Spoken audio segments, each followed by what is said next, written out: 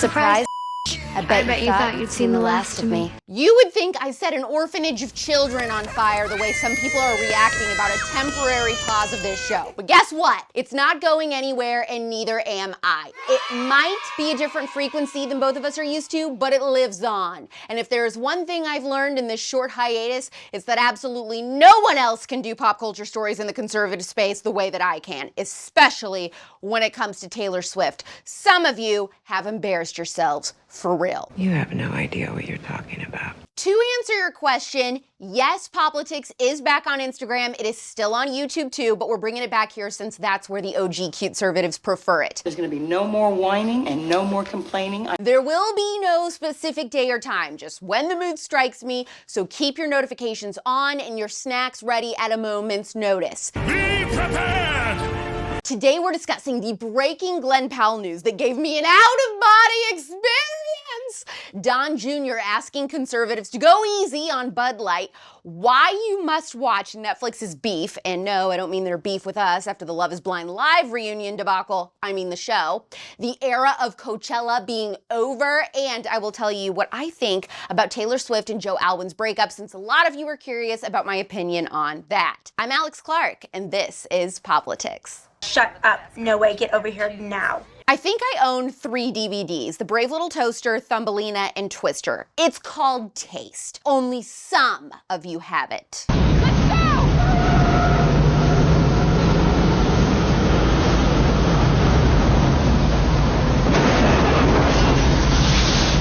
I also have 3 celebrity crushes right now that consume me. Theo Vaughn, Caleb Presley, and Glen Powell.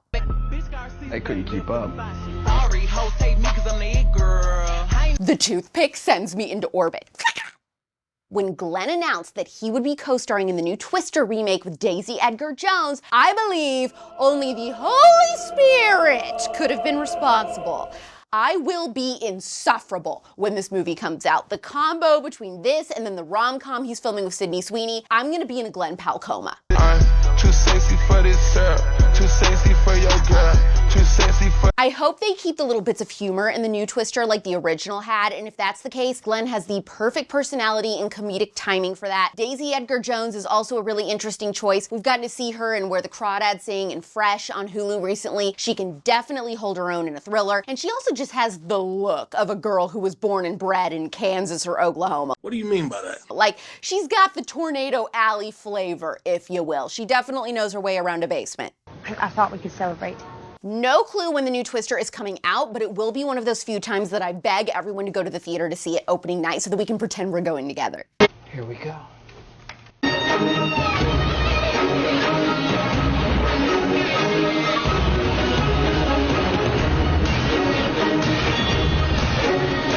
Genuinely, the biggest WTF moment and plot twist for me recently was Don Jr. asking conservatives to stop boycotting Bud Light because they've given money to conservative politicians in the past. Are you serious to me right now? This is so shady and slimy and such a major ick, I actually lost it. This is one like we're dunking on them now, but when you actually look into it, they'd be one of the more conservative-leaning companies in America. So they've been put on notice.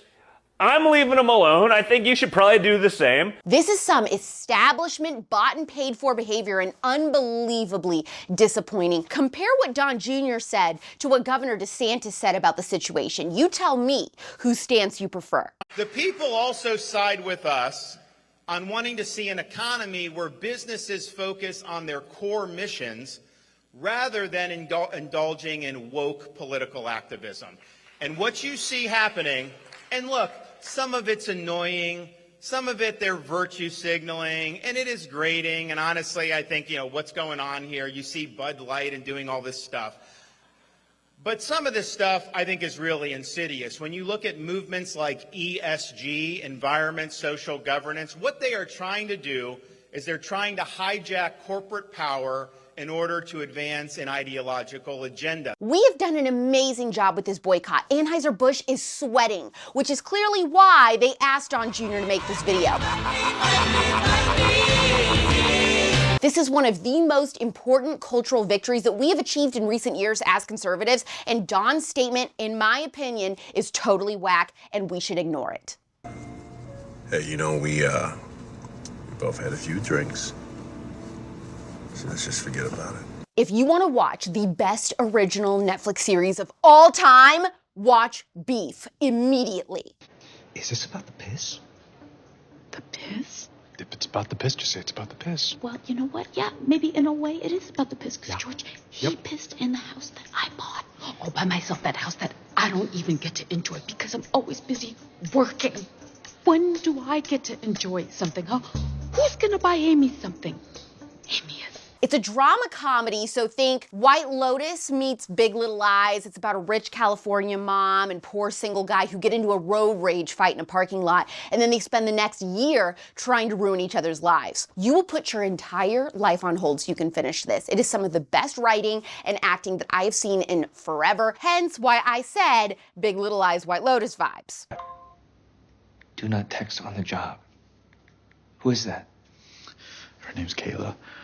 She's bad, right? But this is a bot. You're a bot. Everything from wardrobe to individual character development is so freaking good. Ali Wong is an absolute star. The soundtrack slaps. You are missing some amazing television if you don't watch this.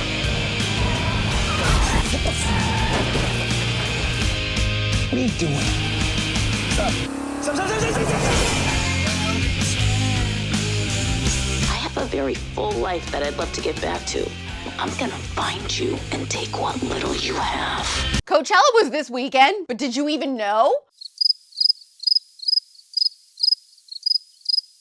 You know the cultural impact is dwindling when Taylor Swift's tour made more noise on social media than the opening weekend of frickin' Coachella.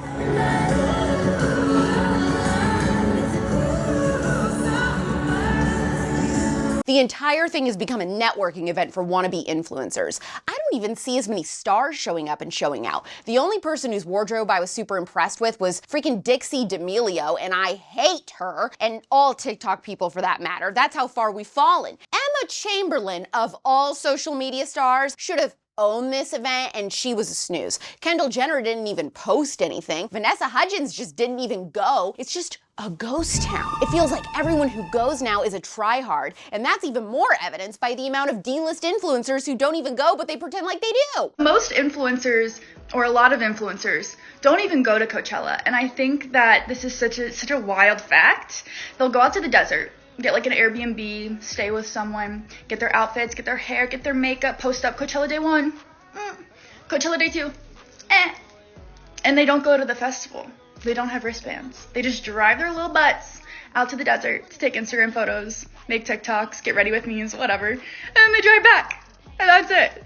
So if you feel boring and sad because you're not at Coachella, just know that most of these people aren't there either. The most significant celebrity moment to come out of the entire weekend was Shawn Mendes and Camila Cabello getting back together, or, I don't know, hooking up, canoodling. Page Six says they're not officially together, but whatever, they're clearly talking again, and everyone hates them, so even more proof that the entire event is now radioactive.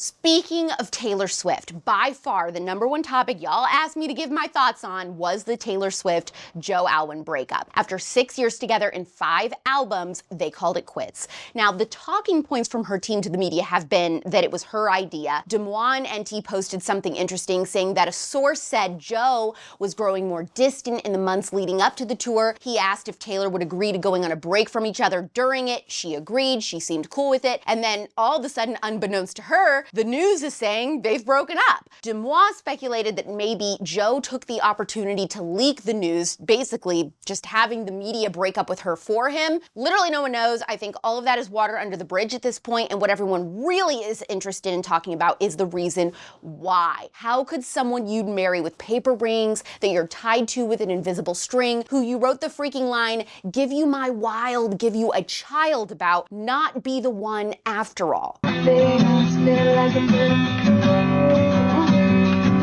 Now, Swifties know the lyric I just quoted is from her song Peace, and I brought that up because she went from saying she wants to have babies with this man to believing marriage and kids is 1950 in essentially one album, since I kind of lump Evermore, Folklore, all together. I think a lot of the songs on Midnights were an indication that stuff wasn't right. I think Midnight Rain could have been about Tom Hiddleston and Joe, and I think Glitch is absolutely about her realizing that she's thinking of breaking up with Joe and dating other people. It's highly possible that he was ready for the next step, being family and settling down, and she just wasn't, which is how almost every relationship in your 30s ends. Someone always wants a different lifestyle, and it splinters the relationship. I also was falling in love with someone who had a really wonderfully normal, balanced, grounded life.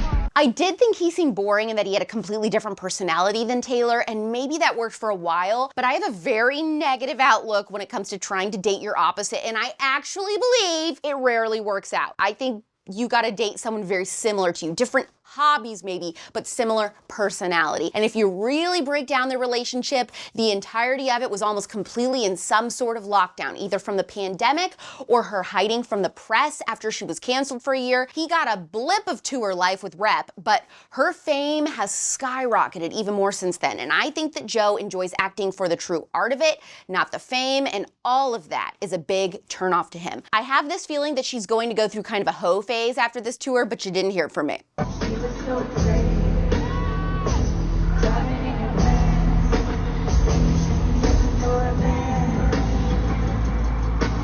If you aren't in the CUTEservatives Facebook group, if you missed our announcement posted on our story a few weeks ago, then I'll explain here once more that POPlitics will come out once, maybe twice a week, depending on how good a news cycle is. We're working our way up to being able to release a different long-form video 7 days a week on the POPlitics YouTube channel, which will soon be changed to the Real Alex Clark channel, since I have so many different pieces of content living there. You've got the spillover, POPlitics episodes, plus all this new stuff. It just doesn't make sense to call it only POPlitics. It was very confusing from a branding perspective. The Instagram will remain POPlitics, and we will continue to post pop culture news daily on that. We are hiring a marketing specialist for the Real Alex Clark brand at tpusa.com/careers if you or someone you know is interested in relocating to Arizona. I am sorry for the delay in the show. It wasn't our intention to wait this long, but we have been filming and editing so many new videos for the YouTube channel, and then we had a team member unexpectedly quit, and so it was just a lot of changes happening all at once.